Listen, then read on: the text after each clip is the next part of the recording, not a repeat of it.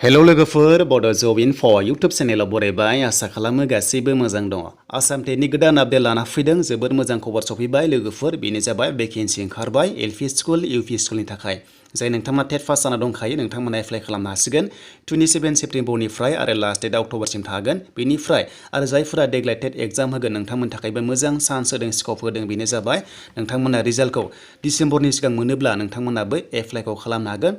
तो बेखायनो नोंथांमोननि डेटखौ होनाय जादों डिसेम्बरनि 31 सिम तो नोंथांमोना बिनि गेजेराव आसाम टेटनि रिजाल्ट मोनोब्ला नोंथांमोनाबो नैबे भेकेन्सिनि थाखाय एप्लाइखौ खालामनो हागोन आरो बे पस्टआ जाबाय रेगुलार तो एलपि स्कुल आरो एमइ स्कुलाव नोंथांमोना एप्लाइखौ खालामनो हासिगोन।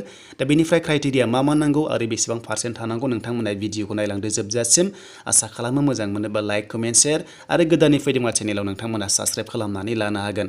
दायो लोगोफोर आसामाव 1 लाख साख्रि होनायनि खोथा होगासिनो दङ बेखायनो लारि लारि ओंखारगासिनो दं इडुकेसन लेभेलाव तो नोंथांमोना दायो फारि फारि एप्लाइखौ खालामनो हासिगोन। बिनि अनगायैबो नन टिचिं स्टाफ ओंखारगोन नोंथांमोना ग्रेड 3 ग्रेड 4 आव एप्लाइखौ खालामनो हाथारसिगोन दा बावैनो ओंखारसिगोन। तो दानिया जोङो नायग्रोगोन अफिसियेल मोनसे सर्ट नटिफिकेसन फुल अफिसियेल नटिफिकेसन ओंखारथ'वाखै जेब्ला ओंखारगोन आं नोंथांमोना आपल'ड खालामगोन तो नोंथांमोना पिडि फाइलखौ डाउनल'ड खालामना लानो हागोन डिसक्रिपसननिफ्राय। दा बिदिब्ला जों थांसै फैदो अफिसियेल वेबसाइटआव बेनिफ्राय जोङो डिटेल्सखौ नायनोसै। दायो लोगोफोर आं फैबाय अफिसियेल वेबसाइटआव नोंथांमोना बेयाव फैनांगोन DEEनियाव दा बेयाव फैनाय लोगो लोगो एप्लाइखौ खालामनो हागोन जेब्ला 27 सेप्तेम्बर जायो आरो नोंथांमोना एप्लाइ खालामनाय प्रसेसआव मा नांगौ आं गासिबो डिटेल्सखौ लाना फैगोन नेक्स्ट भिडिअआव बोरै एप्लाइ खालामनांगौ। दा जोङो नायग्रोनोसै मोनसे सर्ट नटिफिकेसन तो नोंथांमोना बेखौ नायग्रोदो दा बेयावनो माखासे डिटेल्स दङ बैसो दङ पार्सेन्ट दङ आरो मा डकुमेन्ट्स नांगौ तो बेखौबो मोनगोन दा बेखायनो नोंथांमोना नायग्रोदो। दा जोबोर मोजां रादाबा बेनो लोगोफोर जायफ्रा देग्लाय टेट होगोन तो नोंथांमोननोबो चान्स होदों नोंथांमोनाबो डिसेम्बरनि सिगां रिजाल्ट मोनोबा नोंथांमोना बे पस्टनि थाखाय एप्लाइ खालामनो हागोन आरो नोंथांमोना साख्रि मोननाय जागोन। दा बे जाबाय सर्ट नटिफिकेसन जायफ्रा आसाम टेट पास जाखाना दङ नोंथांमोना एप्लाइ खालामनो हागोन बे रेगुलार पस्टनि थाखाय बेखौ क्लियार खालामखाबाय नोंथांमोनाबो एप्लाइखौ खालामनो हायो। दा बे 9000 भेकेन्सिसआव नोंथांमोना एप्लाइखौ खालामनो हागोन बेनिफ्राय नोंथांमोना डकुमेन्ट्सखौ होनांगोन जायफ्रा टेट पास जाखानाय नोंथांमोना एचएसनि डकुमेन्ट्स होनांगोन बेनिफ्राय डिग्रिनि लोगोसे आसाम टेटनि मार्कसिट नोंथांमोना हरनांगोन बेनिफ्राय डिप्ल'मा नोंथांमोना हरनांगोन। दा बेयाव डिप्ल'मा गैयाबा एप्लाइ खालामनो हाया डिप्ल'मा नांथारगोन जायखिजाया डिलेट बिएड नांथारगोन जायफोरा एचएसल' पास नोंथांमोना डिलेट थाथारनांगोन बेनिफ्राय नोंथांमोना मार्कसिट हरनांगोन टेट क्वालिफाइडनि बेनिफ्राय डिप्ल'मानि लोगोसे क्वालिफिकेसननि।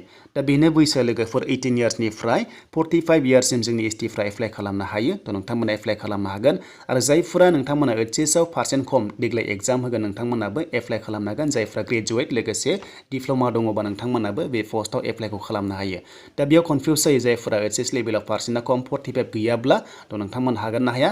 दा जायफ्रा ग्रेजुवेट नोंथांमोना डिप्ल'मा दङबा तो नोंथांमोनाबो एप्लाइखौ खालामनो हागोन टेट एग्जाम होनो हायो तो नोंथांमोना फाइनाल साबमिट जानाय लोगो लोगोनो एप्लाइ खालामनाया तो नोंथांमोना एग्जाम होनो हायो।